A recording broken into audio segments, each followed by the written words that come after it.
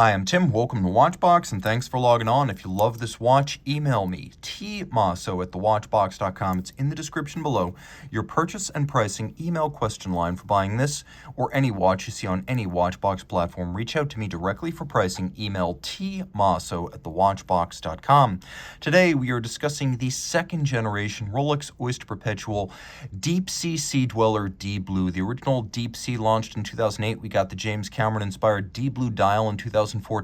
For 2018, the watch was redesigned, but curiously, it was redesigned again for 2022, and it actually lost features. So this might be the best one, the middle Deep Sea. So this is reference 126660, and you can see that the watch is 44 millimeters in 904L stainless steel, which is more resistant to corrosion than conventional watchmaking 316L steel. This doesn't need to be rinsed after exposure to seawater. It also has the only titanium component you'll find on any Rolex, a titanium case back. So 44 millimeters in diameter and a combination of steel and titanium. The watch is thick. It's 17.7 millimeters thick.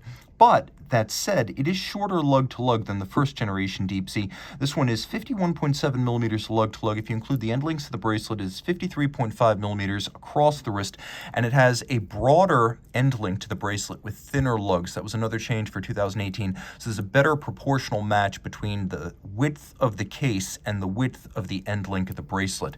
Now, of course, all the marks you see on this watch are from my fingerprints, so don't worry about that. We'll throw it on my 16 centimeter circumference wrist, move out a little bit because this is a watch that is uniquely influenced by your sense of perspective to gauge its size. It is a big watch, way too thick to wear underneath the cuff, but no longer as freakishly broad as it was in its 2008 to 2017 iteration. So I could wear this watch. I mean, I'm not a tiny guy, and though my wrist is thin, my arm is actually fairly large, so are my hands. So it's no longer the party watch that it was before. It no longer seems like a goof. I could wear this. I don't think you could wear it on a wrist smaller than 16 centimeters circumference, but I'm having no issues with the lug overlap, which is always the red line for fit. The bracelet is Oyster style, conforming end link, a little bit of a taper, satin tops, polished faces, removable links fixed by screws. You can see there's a half link in there for precise sizing, but you've got quite a bit of choice here for sizing. More on that in a moment. Internally, you can see all of this is thick gauge steel. It's using Rolex's own Oyster steel. We've got a system with a beak and a hook. That's your lift lock mechanism. That latches shut. You actually have to lift it to unlock it. So we have 1, 2 locking factors and a little kerf underneath the crown so you can dig your nail in, pop it open. Okay. Fun comes in the form of Rolex's best clasp. You have this serrated glide lock system that pops open, and the reason this pops open as opposed to the system on lesser sea dwellers and submariners, that system has to be taken off the wrist to adjust. This is designed to be adjustable when the watch is still on your wrist to avoid dropping it in a marine environment where it might sink to the bottom of the ocean and land on the deck of the Titanic. So you have this system to avoid having to make adjustments with the watch off the wrist. So that is your glide lock system. And I'm actually going to show you the next system, which is flip lock. Now, this is where Rolex made the new Deep Sea worse. For 2022, it loses the flip lock system. Thanks.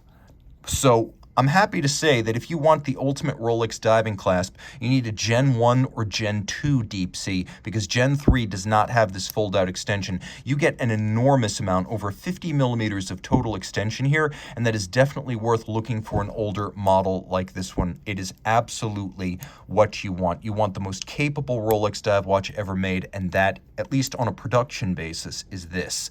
Taking a quick look at the case flank, you can see it's polished on the side, very sheer, helium escape valve. When interior helium pressure builds up to 2 to 3 bar more than the exterior gas pressure, it will open automatically and release helium that may build up in the watch during saturation diving, so it won't eject the crystals.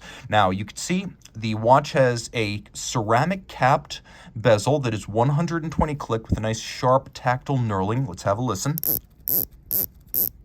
120 clicks, and possibly the most satisfying combination of mechanical and refined bezel action you'll ever encounter. Taking a quick look at the lume, Rolex Chromalight blue lume, all three hands loomed. Every dive watch do that. For some reason they don't. Now the deposits inside the numerals and the indices of the bezel, that's all platinum. So that silver you see is platinum, so it won't oxidize, tarnish, or stain over time. And the watch has such a thick 5+ millimeter crystal that you actually wind up with a crystal so thick Rolex doesn't apply a Cyclops eye magnifier to the top, which I believe is addition by subtraction. Now you also have a little plinth or base on which original gas escape valve and ring lock system are written. A bit superfluous, but it does serve a purpose. The ring lock system is essentially a self-sealing cylinder capped by the bezel on one side and then the titanium case back on the other. And then there is a cylinder, a combination of seals and support structures that underpins this crystal, and it goes all the way to the back of the watch. You can actually lift it out as an assembly out of the watch. And so as the depth increases, it seals more tightly. So that's what this ring lock system actually is. And as, of course, you could see the depth rating is 3,900 meters, which is outstanding. Far more than you'll ever need, but take note, every deep sea at Rolex is actually tested to 125% of the nameplate depth rating. So this watch goes above and beyond. This is a real ISO 6425 diver. Now you can see the dial is blue, it's green, and it's black. And the idea here is that it echoes the general view that James Cameron would have had during his Rolex-sponsored dive to the bottom of the Challenger Deep in 2012, which is the deepest part of the Marianas Trench, the deepest part of the ocean overall.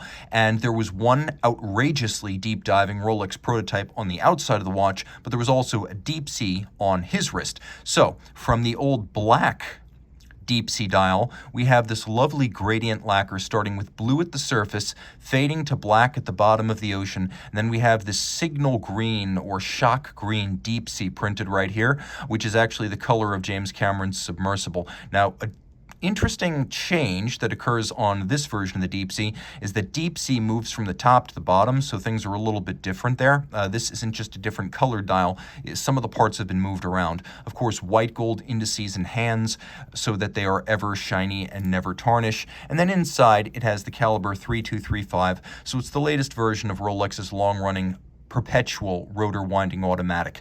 So bidirectional winding, rotor bearing rather than the old jeweled staff, 70-hour power reserve, hacking seconds, quick set date, 31 joules, 8 beats per second, COSC certified, then tested to run as a fully assembled watch, no worse than -2 + 2 seconds per day. That is what that superlative chronometer script now means. The watch has an overcoil hairspring made by hand to help it keep excellent time in any position, the better to pass the COSC and internal tests. That hairspring is anti-magnetic, made of niobium, zirconium, and blue oxidized. It also is mounted on a full balance bridge with a free-sprung balance to make the watch both more likely to take a precise regulation and then to resist shock or concussion when it is on the wrist. And this watch is all Rolex, right down to the lubricants used. Those are made in-house. Reach out to T. Masso at thewatchbox.com for purchase and pricing details.